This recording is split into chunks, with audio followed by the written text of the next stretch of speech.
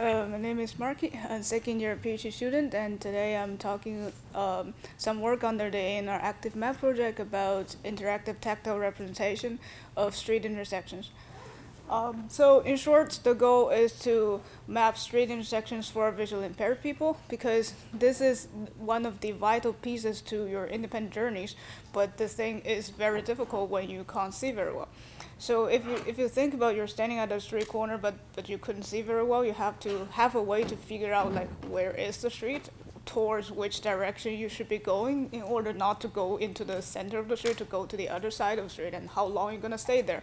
And how do you know you reach the other side and not something in the middle of the street? So this thing is it's a very challenging thing to perform and also to teach.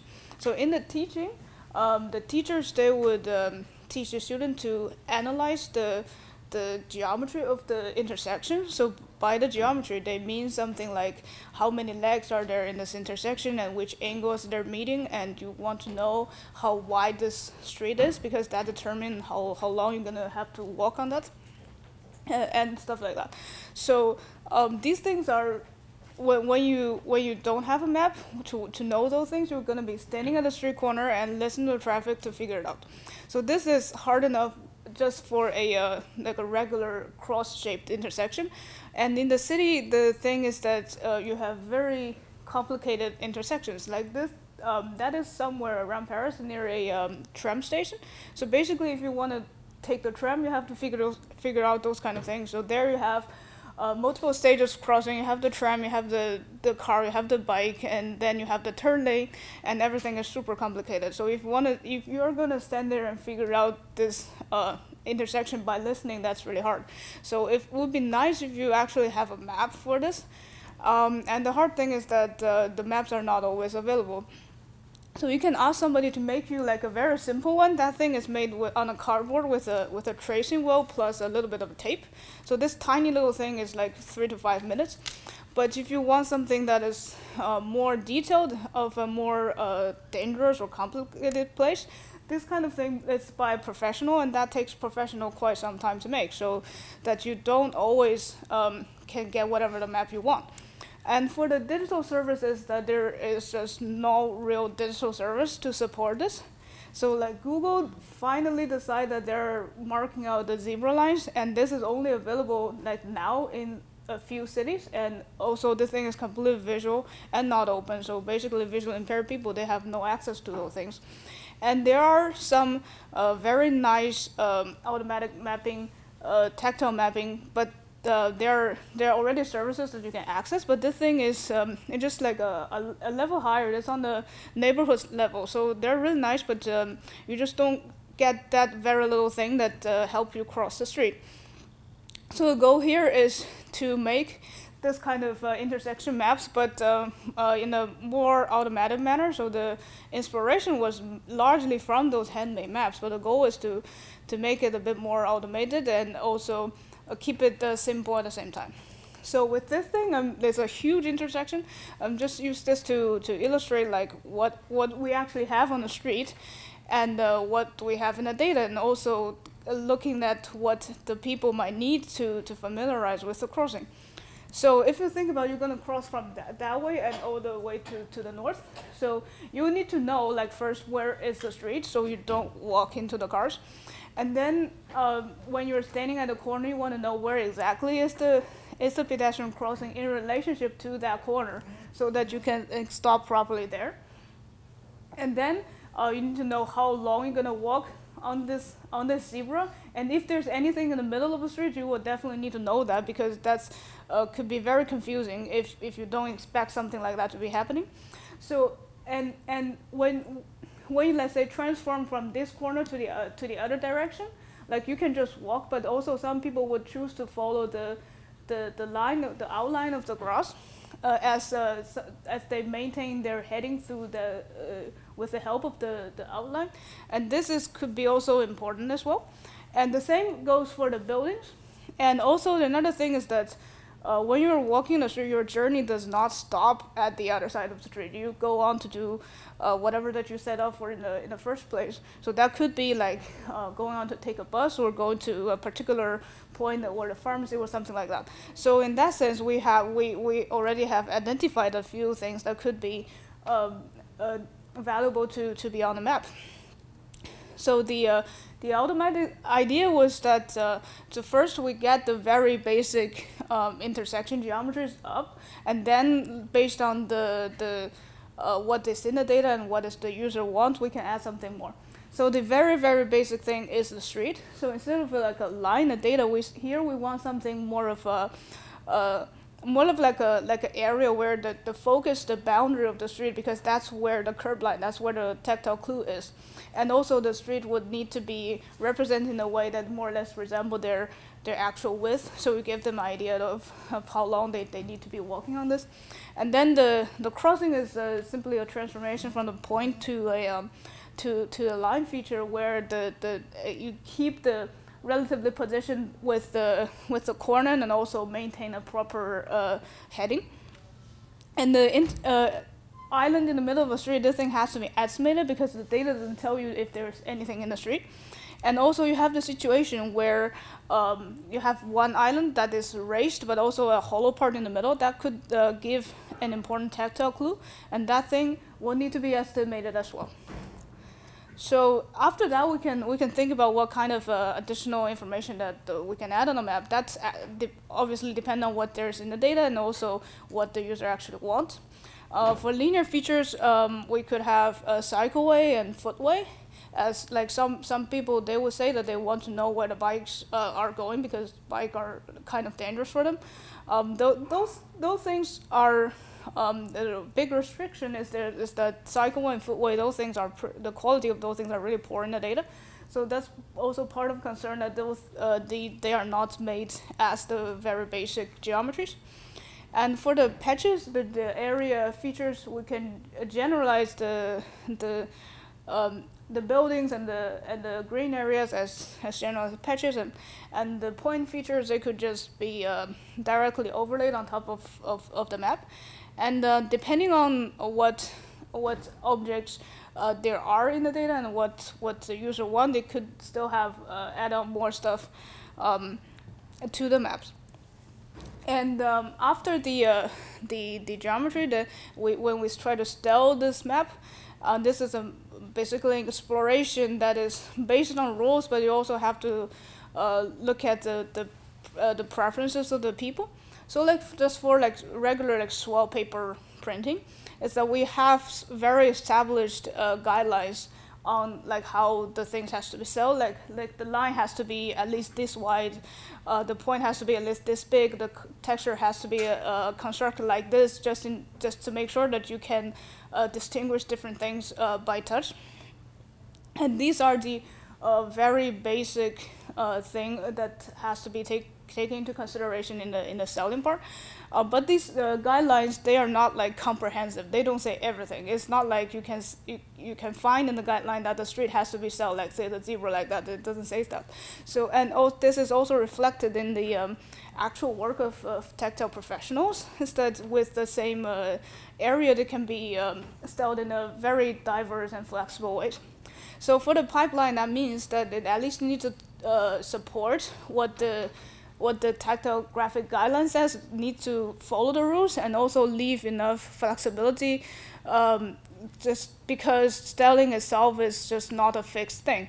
And whatever choices that you made there, whether that makes sense, that's automatically up to the user, up to their perception and the preferences. So there was just an example of when I was asking for a quick feedback from this particular user, he would say that for those 3 point symbols of the same size, the size asked by the guideline, he would say that the diamond symbol is much harder to recognize compared to the triangle and the circle. And these are the things that the guidelines wouldn't tell you. So when so for the pipeline, it's important to support what the rule says, but also leave enough flexibility, and whatever that choice is made there, that is up to testing. And when we're actually making real prints, the inevitable thing is that at what size are we making this print, and the size will matter a lot. In this situation, particular situation, is that the use cases can be a little bit different. Is that before you go on a journey, you can have a big map spread on your table and you have every single detail on the map. But when you're actually in the journey and you're just looking for a quick confirmation of if there's an island in the middle, you might want something that is small and light and portable. So in that case, the small size is about the A5 size, that's a small tablet, and the big size is about the A3 size, a huge tablet. So with the larger size, of course, you can have a slightly larger scale there, then you have so much more space comparing to the A5. And then with this more space, you could think about like adding more objects in there or adding more level of details. And also the thing is that with these larger, the side changes that the way that people interacted with it might also change. So the thing here is that we might need to adapt the graphics and also the objects to the size, and exactly how the size plays a role here is something that we are not very sure yet. And the other thing is about adding in interactions. Something I have not mentioned before was the Braille, and the thing is that the Braille is very problematic. First is that not everybody reads Braille, and second is that the Braille takes so much space that there you can't fit in the entire street name there you can just put in an abbreviation, and you need a second piece of paper just tells you what those abbreviations are. So what you're reading, you're going back and forth between the map and the key sheet, and that's not very efficient. So if you think about adding in audio interactions, first it takes away the Braille, it saves you the space, and then you can put other graphic elements in it.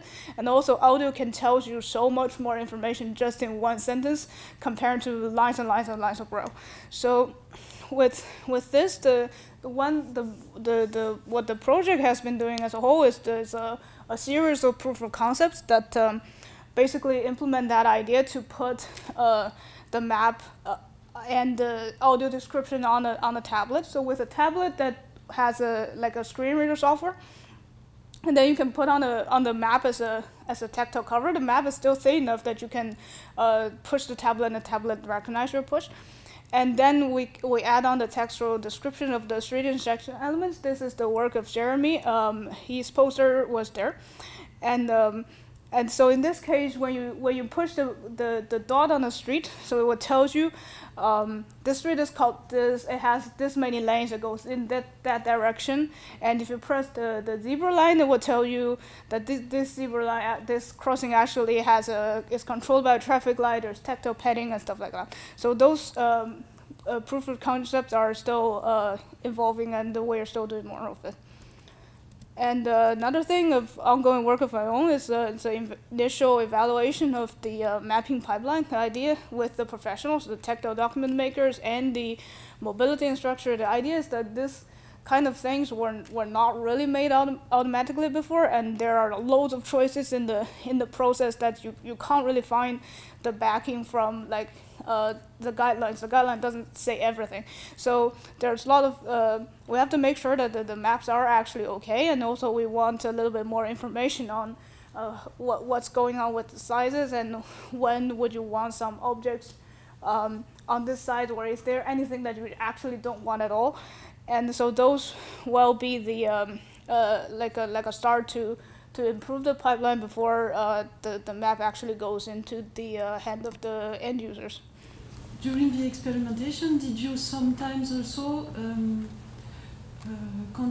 compare this kind of interaction, of tactile interaction, with additional sense like sound, audio indication, or also maybe having some smart wand that could you see move? Or? So like bringing it to reality?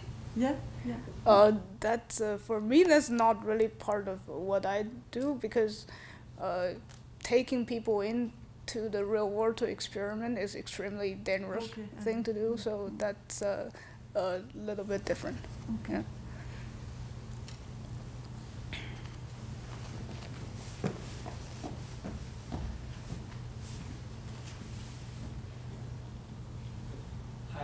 Yeah.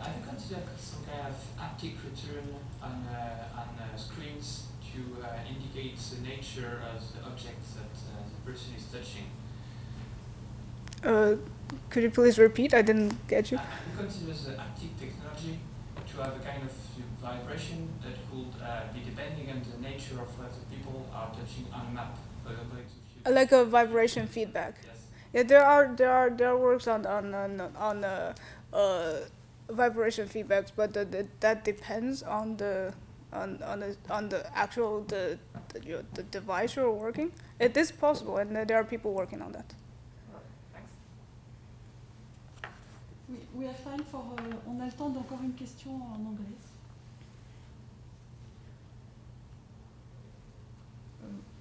One question I would have would be also regarding the source of data. Do you, because what you show was 2D data, but do you need also to display information about the 3D? It's about the granular rugosity of the. It's possible. Like the company involved in the project, they are doing like 3D stuff, and they in that sense, when you actually want to display, automatically know the real height of the things, then that could be involved as well. Yeah.